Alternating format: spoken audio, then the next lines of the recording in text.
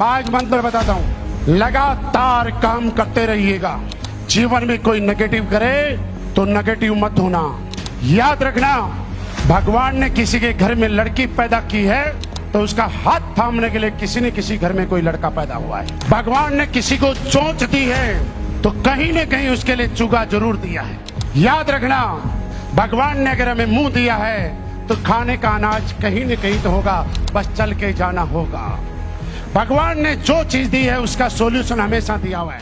अगर एसएलपीएस वेलनेस में आपकी आईडी यू पे लगी है तो आपको डायमंड बनाने वाले और ब्रांड एम्बेसडर बनाने वाले लोग पैदा हो चुके हैं। सब तराशना है और ये बिजनेस वैसे ही है जैसे ताश के पत्तों का गेम है। ताश खेली होगी ना बचपन में सब लोगों ने। पत्ते हर आदमी पलटता है, इक्का चाहता है इक्का, लेकिन क्या पहला ही पत्ता इक्का आता है? नो, लेकिन पहला पत्ता इक्का नहीं है इसका मतलब ये तो नहीं है कि इक्का नहीं होता। क्या 10 पत्तों में एक पत्ता इक्का आ सकता है कि नहीं आ सकता? लेकिन कोई गारंटी आ सकता है, लेकिन इक्का तो है। हो सकता है भगवान अगर आपकी परीक्षा ले रहा हो सकता है भगवान आपका टेस्ट ले रहा हो कि ये आदमी करोड़पति बनाने लायक है कि नहीं है। हो सकता है भगवान ये चेक कर रहा हो कि आदमी BMW चलाने लायक है कि नहीं है।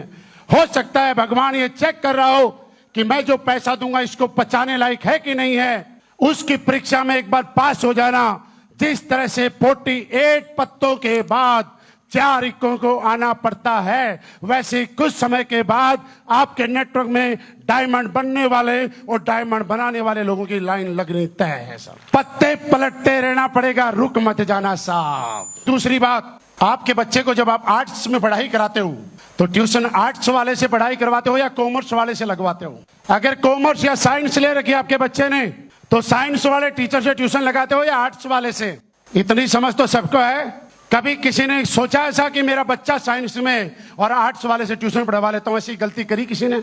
मेरे दोस्त, फिर हम लोग गलती क्यों करते हैं? आपको कोई भी सलाह दे जाता है, कोई भी चलता फिरता आपके में ये बोलता था तेरे बस की बात नहीं है।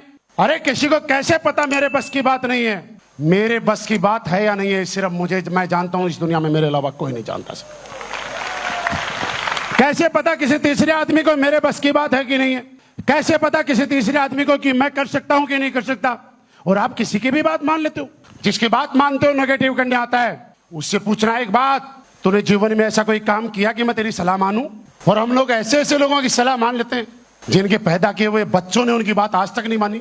अरे हम ऐसे ऐसे लोगों की सलाह मान लेते हैं जिनके 7 फेरे लेके आई हुई बीबी ने उसकी बात नहीं मानी क्योंकि वो बात मानने लायक ही नहीं है। बच्चों ने उसको बात मानने लायक नहीं समझा, बीबी ने उसको बात मानने लायक नहीं समझा, और हरे गहरे आदमी ने बोला तू डायमंड नहीं बन सकता। हाँ यार तू सही कह रहा। किसी ने आके बोला शुरू वाले ही बनते हैं। मैं आपसे सवाल करता हूं, बोल के जवाब देना सारे लोग। क्या लगता है आप जीवन में कभी दादा बनोगे कि नहीं बनोगे? दादा बनने की सही उम्र क्या है? कितने साल की उम्र में दादा बनोगे? कैसे कह सकते हो कि 60 में दादा बना जाता है? कई तो 70 में भी बनते, कई तो 50 में भी बनते, कई 45 साल में भी ये टारगेट पूरा कर लेते, कई लोग 55 में भी बनते। आप मुझे बताइए, दादा बनने की कोई फिक्स उम्र है क्या? नहीं है ना। लेकिन ये फिक्स है कि नहीं है कि जो आदमी इस धरती पे आया है वो अगर सामाजिक नियमों के अनुसार चलेगा और एक एक प्रोसेस को फॉलो करेगा, बच्चों की शादियां करता रहेगा, तो आने वाले टाइम में दादा बनेगा कि नहीं बनेगा? फिर तो बोल दो दादा को।